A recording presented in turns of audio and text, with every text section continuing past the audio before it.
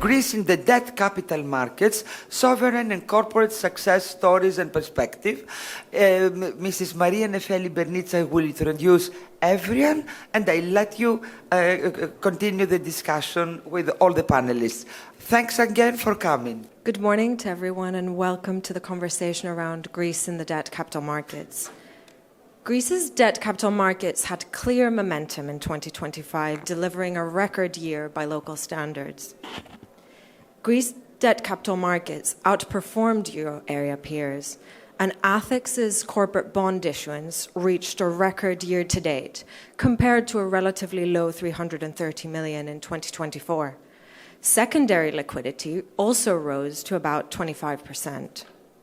Not all Greek-originated debt capital markets activity is listed on Athens, but across the board, a couple of trends stand out. First of all, breadth of issuance, from energy transition and grid modernization to transport and infrastructure. Companies such as PPC, LAMDA, Metlin access the markets to access growth and diversify funding. Secondly, a defining feature was the bank's successful capital and MREL issuance, not only by the four systemic banks, but also with inaugural deals from Credit and Optima Bank. Third, strong cross-border demand, broadening the investor register. So this morning, we're sharing sovereign and corporate success stories and perspectives. And indeed, we've got representation from both. So starting with the sovereign representation, we've got Dimitrios Tsakonas, Director General of the Greek Public Debt Management Agency. From corporate representation, we've got Konstantinos Alexandridis, Group Chief Financial Officer of PPC. Apostolos Zafollias, Chief Strategy and Investor Relations Officer of LAMDA Development. And we're also lucky to be joined by two individuals who've seen it both in their banking capacity. So Andrea Montanari, Managing Director, Head of Italy and Greece Debt Capital Markets at UBS Investment Bank, and Giulio Baratta, Global Co-Head of Investment Grade Finance at BNP Paribas. So after we've framed what's happened in 2025 in terms of Greek debt capital markets, I'd like to start with the sovereign perspective and Dimitrios Tsakonas. What are the PDMA's key priorities for Greece's sovereign issuance strategy over the next year, year and a half? And how do these align with market conditions and investor demand? Thank you, Maria Nefeli. I need to thank also Ms. and Mr. Bornozi for inviting me here once again to provide all insights as far as the public debt management is concerned for the upcoming years. So instead of talking about the next 12 or 18 months, we can talk about the next 5 or 10 years, because this is the time horizon that we have in our mind, given the fact that we want to provide confidence to investors community that they are not going to have any nasty surprise coming from the Greek sovereign. And this is based on the following.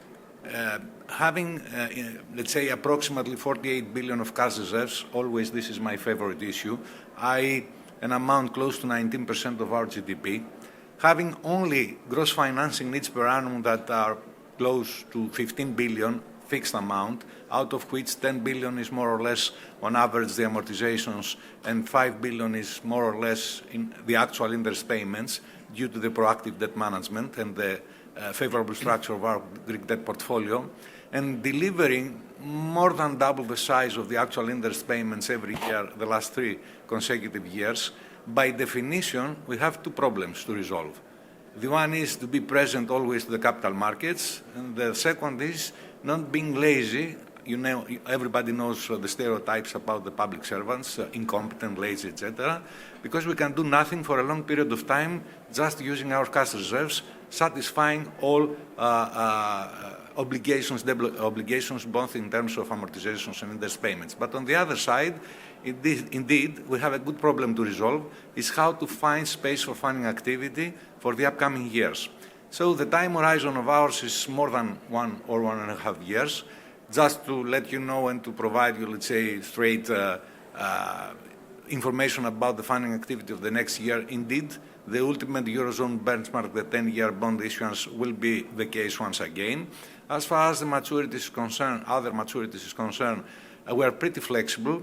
Given the favorable structure that I mentioned before, our debt portfolio, 19 years weighted average maturity, fixed rate, fully fixed, overheads to be more precise, we run no risk, no interest rate exposure, no FX exposure, no inflation exposure. We will have a pretty boring, let's say, future, which is good. We need to deliver, we need to find space for funding activity, as I mentioned before. And with the 19 years weighted average maturity, we're pretty flexible, and we're going to be present to the capital markets just to satisfy investors' appetite. Why? Because by either issuing a 30-year bond or a 5-year one, it doesn't make any change as far as the main characteristics of our debt portfolio. Last but not least, indeed, we want to provide, let's say, also confidence of what comes next, and especially for the next 5 years. By the end of this decade, Greece won't be any more the most indebted country of Eurozone. Perhaps, if not, although we have described and has been ratified or will be ratified in the Greek Parliament in the context of the Greek state budget for 2026, the projections is that we will be inside Italy, below Italy in 2028. Believe me, you will be positively surprised. This will happen either in 2027 or it's pretty challenging in 2026. It's a matter of time. We are going to do our best in order to accelerate our efforts and to achieve this target even earlier. As I mentioned before, by the end of this decade, we will be inside France, Belgium, Italy, as I mentioned before, and perhaps a fourth country that it remains to be seen what will be. The country that Greece will be below as far as the debt to GDP levels.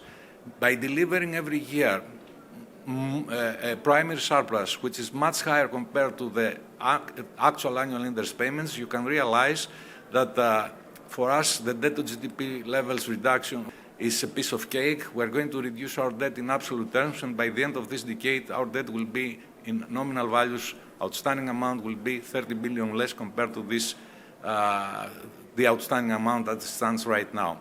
So for the next year, once again, a 10-year bond issuance, perhaps a 5 or a 31, it depends on, or a 20, it depends on the investors' appetite.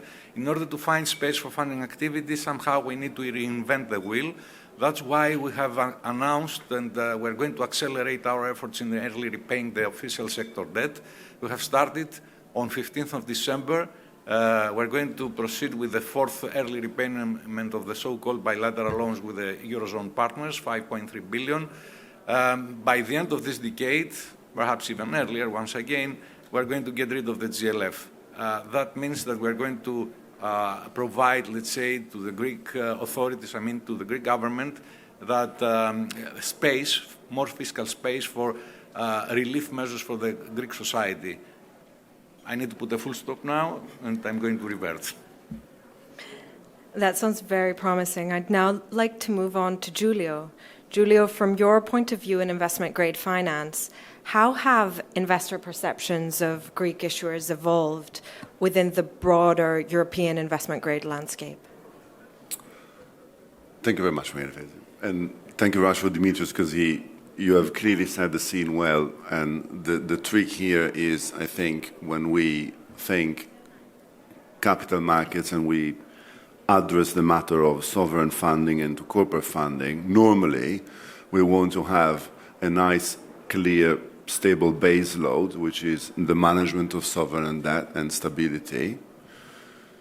For that to be an incredibly stable, a fairly boring story to tell to investors, because fixed income is about the certainty and stability to be sold in the medium to long term. So when that happens, then on the credit side, investors start to not see an exogenous issue when it comes to taking risk on a sovereign counterpart or on a specifically concentrated risk related to fiscal matters, so to speak, and they come into looking at the corporate space. Now, to the point of the title of this conference, Greece is already there, and Greece has been there for quite a while because we've been celebrating successes from the sovereign sector and the financial sector and the corporate sector for a few years now, and we are simply set to wanting to continue. So we are extremely positive in terms of the outlook. We, as a firm, I think we've been privileged in executing a lot of transactions in our home market, which is the Eurobond market, even including in 2025. And into that, all of the trades that we have executed, some of them are represented here, but you were mentioning Meteran earlier as well, we have been just placing them in domestic and international investors, comparing those businesses with all of the other businesses, for example, present in Europe or globally, that are just doing the same thing, that are naturally competitors in a domestic or in a global landscape, where Greek corporates just compare to the others in the same way. We've been pricing them in the same way, and I'm expecting that this is just what investors are going to want to do more. Now, as I quickly wrap up, what are the challenges and opportunities? The marketplace is there to buy good stories, including the Greek ones, with no negative differentials. The marketplace international one in Europe has been growing 15% year on year in 2025 to 2024. In the US, it was growing 8%. This is investment-grade corporates. Why was the European market growing more? Because European and Euro is becoming an alternative market for global funding and global corporates to fund, together with the American market, which is much bigger. Americans and blue chip Americans have come to Europe more than before. What does this mean? The more the market grows, the more, including Greek companies, are going to have the chance to be there, but they're going to be compared more and more to global companies that are doing those businesses. So there is an opportunity to grow and accelerate market access. Nothing is missed to European to Greek corporates.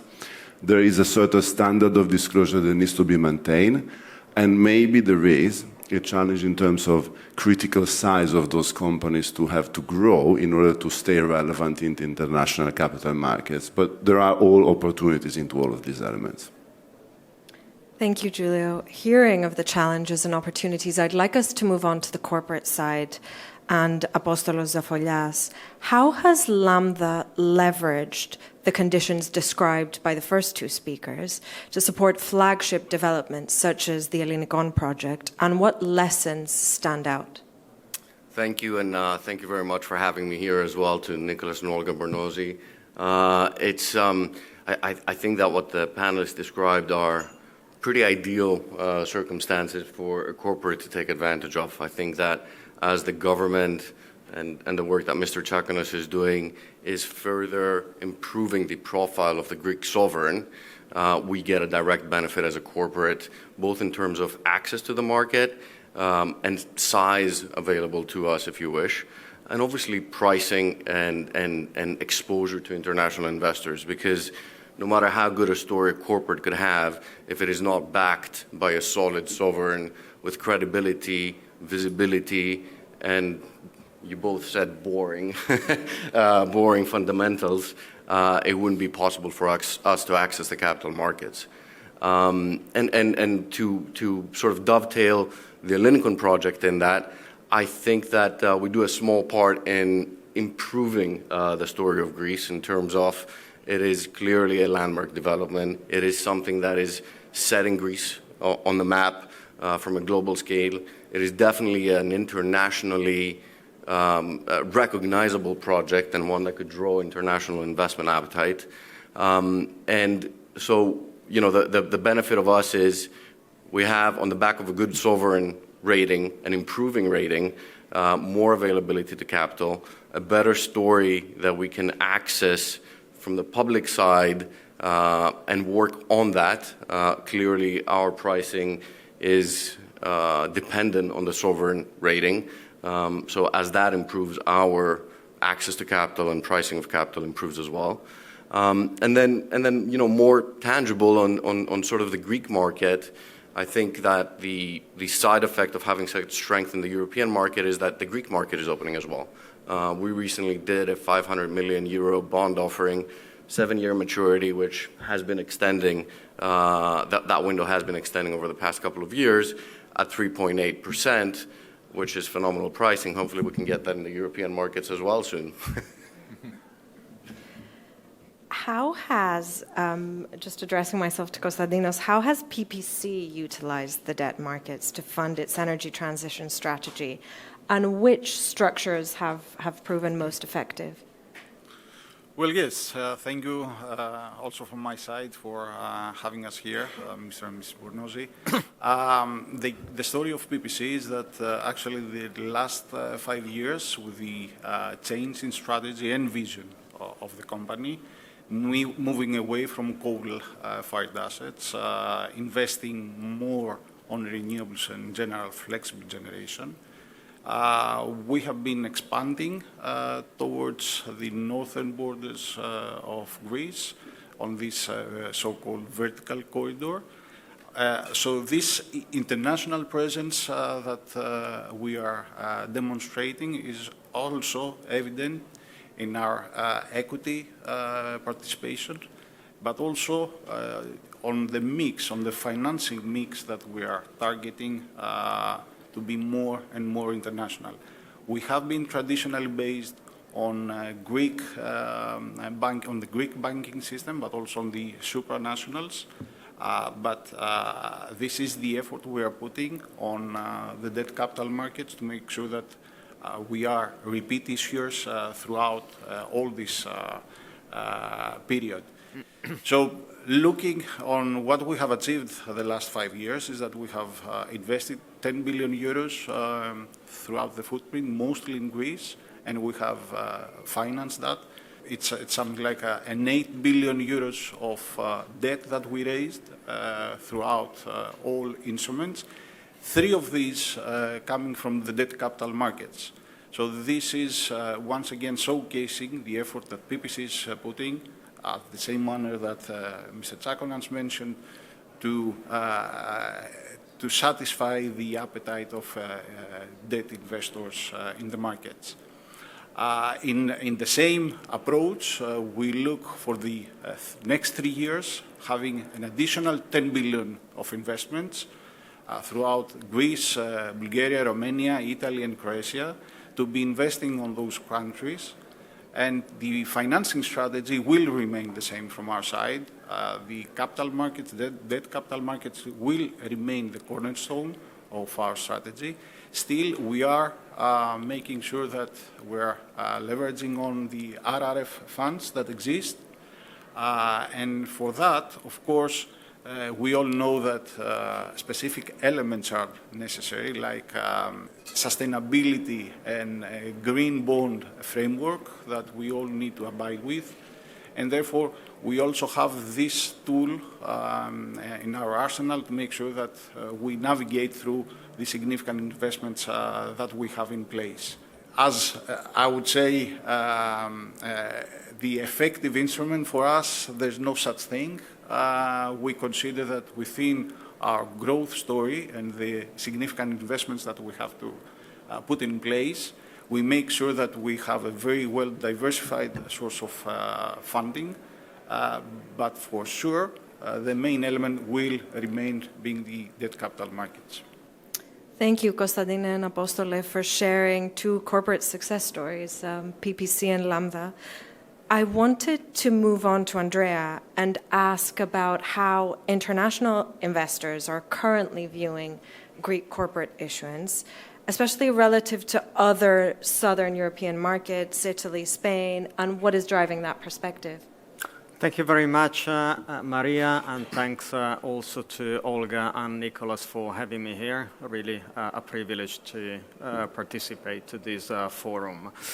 Listen, I echo what Giulio and Mr. Tsakonas have just portrayed in terms of a very, very favorable picture and background for Greek debt issuers from international investors that has followed a very virtuous and positive trajectory over the past 3 years, which has found, at least on the corporate side and on the banking side specifically, an important catalyst with the upgrade to investment grade of Greek banks at the end of 2024. That has triggered eligibility for a number of liquidity indices and has effectively created additional not only interest but need from a broader and deeper panel of international investors to get access to Greek paper and to get exposure to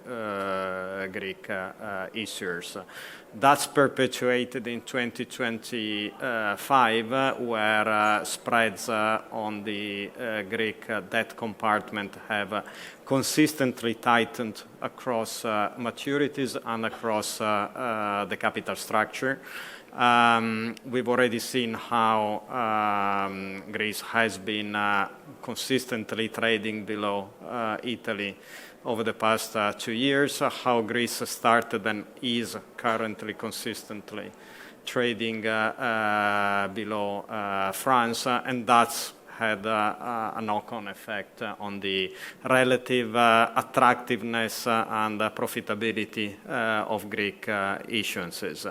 As a result of that increased ratings and as a result of the increased perceived safety and reliability of Greek issuers, a number of accounts, a number of investors from the more, let's call them core, let's call them conservative constituencies of Europe, called in German real money investors, rates investors from mid-Northern Europe, have also not only gradually but quite aggressively entered into the Greek arena, have become faithful investors and have been satisfied with the issuances which have come to market so far.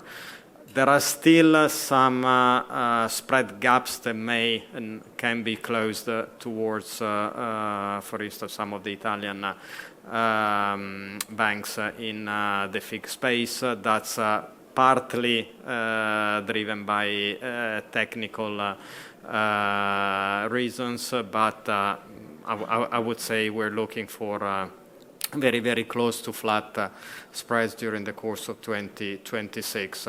I also have, and I'll conclude here, to say that a good part of the perception and appreciation of Greek issuers by international investors have also been stemmed by the behavior that the Greeks have had towards the capital market consistently over the past years, that have had a very orderly, a very educated, a very professional and rational approach to the timing when they have brought their transaction to the market, to making sure they will not overlap with each other, creating confusion, and they've consistently been well-behaved in terms of concessions and pricing. That's the way you create a faithful following. That's been the case up until now, and I'm pretty sure that will continue to be the case going into 2026. Thank you, Andrea. We've heard stable, consistent from a number of speakers. I think a few years ago, we wouldn't dream of having this conversation on the panel. So there's a lot of progress that has been made. Moving back to Giulio and looking ahead to the next rate cycle shift, which structural factors do you expect will most determine Greece's cost of funding? So from a, let's say, public finance and fiscal perspective, a lot has been said, and I like the medium-term perspective, the clarity of communication, the consistency of it, and I also like conceptually the relative positioning, i.e., all of the key constituents in the European Union have to respect a certain level of fiscal discipline and trend towards the risks that we have seen when cycles get ugly in the past are effectively that you don't want to be caught as being the laggard. And nobody wants to be caught as being the laggard.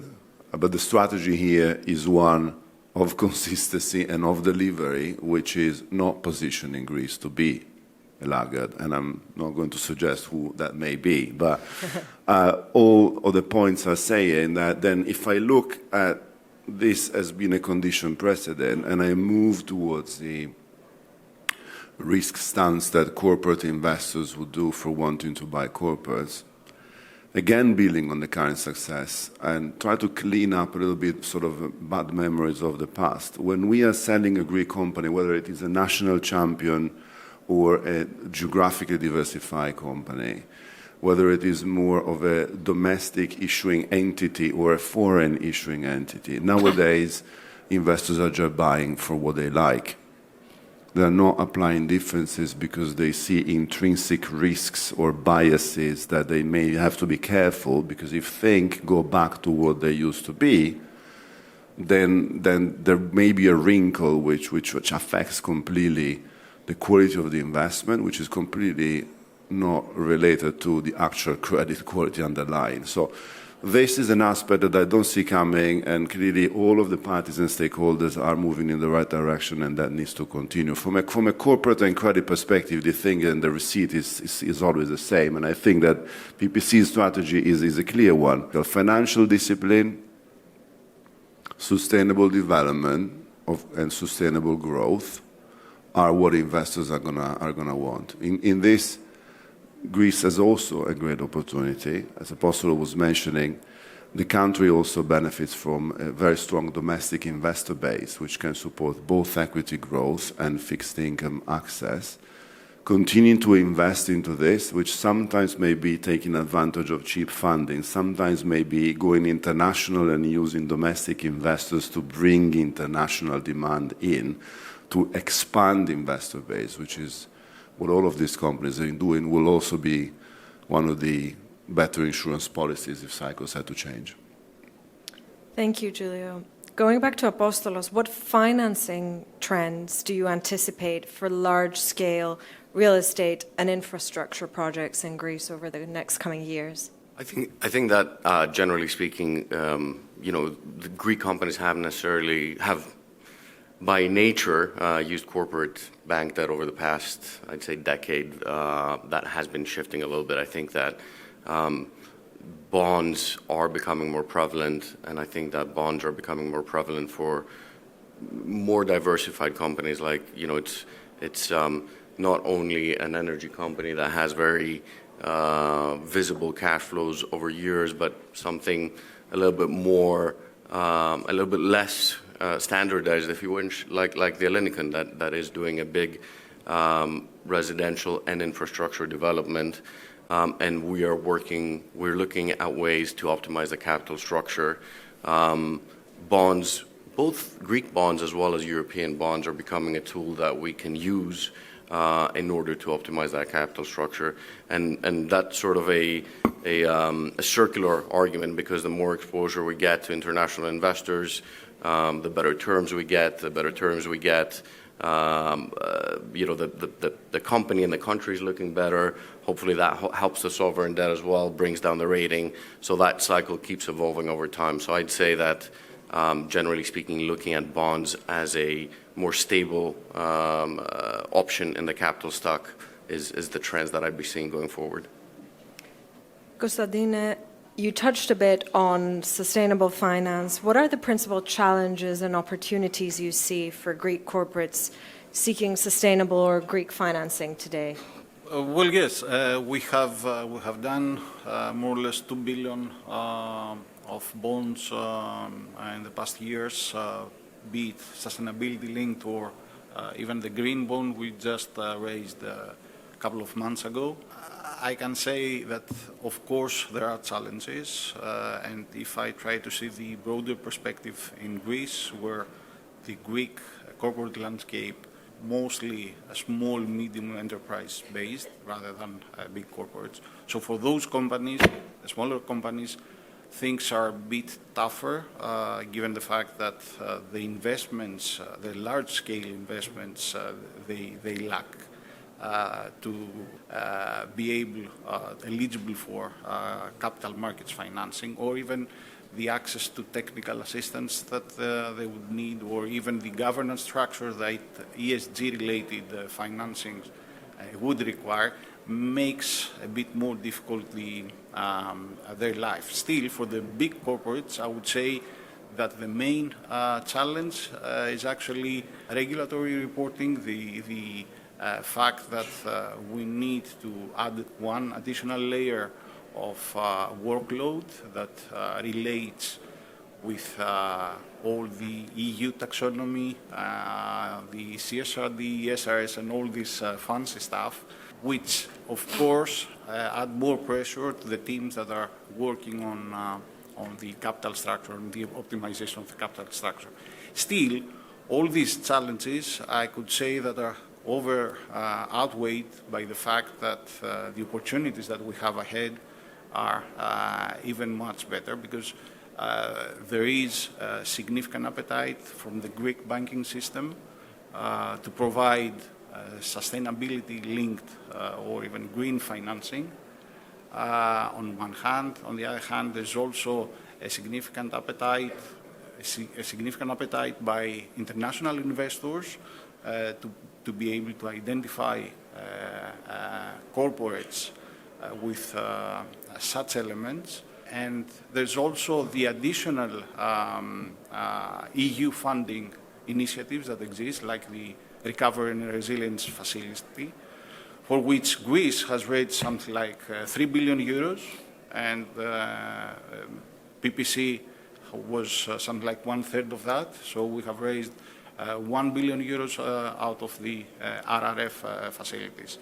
Therefore, we consider this to be quite a significant opportunity that we see even in front of us, of course, without letting aside the difficulties that we're facing during the setup, for example, of a green financing framework. So I believe there are a lot of opportunities for all of us to work towards that. Of course, things I would expect that would be further improving with the European Common Markets Union, and when this materializes, this would be even much easier for corporates to be issuing green and sustainability-linked financing. A lot of opportunities indeed. Let's hope for simplification, because I saw lots of nervous laughs at the mention of taxonomy and CSRD. So let's hope for that.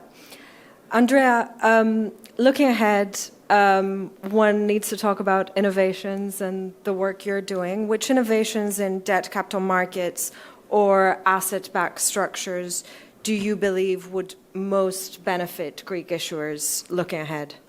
Thanks, Maria. That's a very good question. Personally, and I stress the personally, it's not house view, I do believe 2026 is going to be the year when Greek banks go back to the covered bond market after a nearly 10-year-long absence. Covered bonds are the only piece of the capital structure, funding structure, that is still missing from Greek banks. For very good reasons, all issuers have still preferred to use that super prime collateral for refinancing with the European Central Bank. But the way the market has evolved over the past 3 years and the fact that in every other European jurisdiction, including the most comparable ones in the south of Europe, gradually there has been a shift, or at least a partial move, from ECB refinancing of covered bonds to market term funding of covered bonds makes me believe that the times are ripe for Greek issuers to do that. And again, we're talking about issuance spreads, which I think are going to be extremely, extremely comparable and competitive. It's a market which has proved elsewhere to provide benefits also in terms of asset and liability management and term financing. So I do expect that to happen in 2026. The million-dollar question is who's going to be the brave one to do the first move, but I'm pretty sure after we see absolutely successful debut re-entrance in the covered bond market, all others will follow suit, and all banks do have programs available. So I think that's going to happen. As to ABS, ABS has been consistently an important cornerstone for Greek banks in different shapes and form. It's been the very pillar underpinning the Hercules MPL deleveraging scheme. There has been an extremely high number of volumes of synthetic securitization being executed and done over the past 2 years by Greek issuers for capital optimization purposes. I do believe that's a technology which is extremely flexible, that lends itself to multiple purposes. I do believe there may and will be new transactions during the course of next year for either capital optimization purposes, and I do include cash synthetic risk, cash risk transfer as opposed to synthetic risk transfer. I'm more skeptical about the return of cash securitization as a mere funding tool, because that's not happened elsewhere in Europe yet.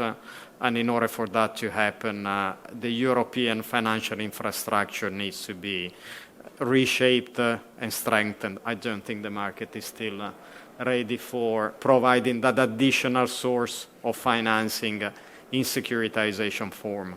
Anecdotally, that's also one of the points that Mr. Draghi has stressed in his recent white paper.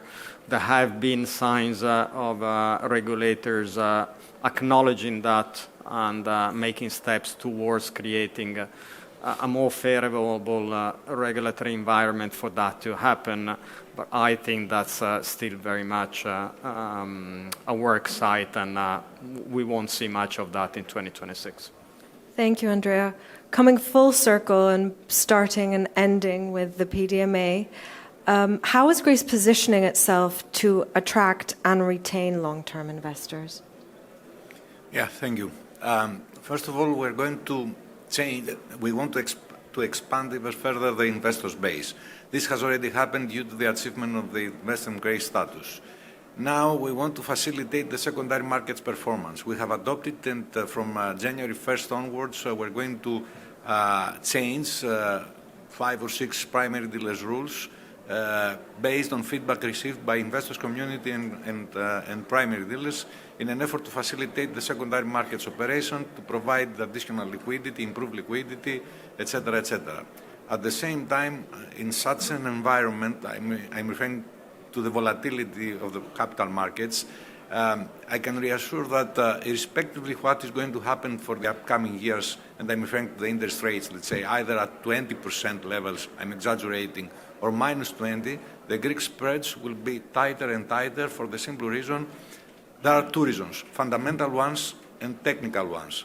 The fundamental ones have to do with the so-called fiscal consolidation that has been achieved so far, and the political stability which is a given fact in Greece in the context of the new fiscal framework that has been adopted, the European one, and we are in line, and all politicians across the the political spectrum haven't raised any doubt about this new fiscal framework. The second, as I mentioned before, has to do with the fundamental issue that the fiscal consolidation that has been achieved. Just to let you know and for you to be in a position to understand, As we speak right now in France, they are talking about a 44 billion fiscal consolidation on an annual basis. If we need to translate this in Greek terms, we delivered the last 15 years 30 billion per annum.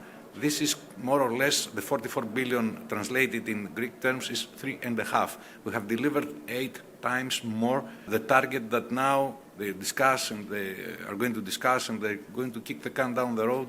And the more they delay, the more serious problems that are going to face. Last but not least, there is scarcity as far as our debt portfolio is concerned, and I'm referring to the tradable debt portfolio. Why? Because we don't need the money, we try to reinvent the wheel, as I mentioned before, we want to be present in the capital markets, but in any case, we are not going to be in a position to satisfy fully the investors' appetite. So for fundamental reasons and for technical ones, most probably Greek spreads will be tighter and tighter, irrespective of where will be the interest rates environment. Thank you. Thank you all very much. It seems like we have a lot of reasons to be optimistic about not only 2026, but the years ahead. I believe we're at time, so thank you all for sharing your perspectives.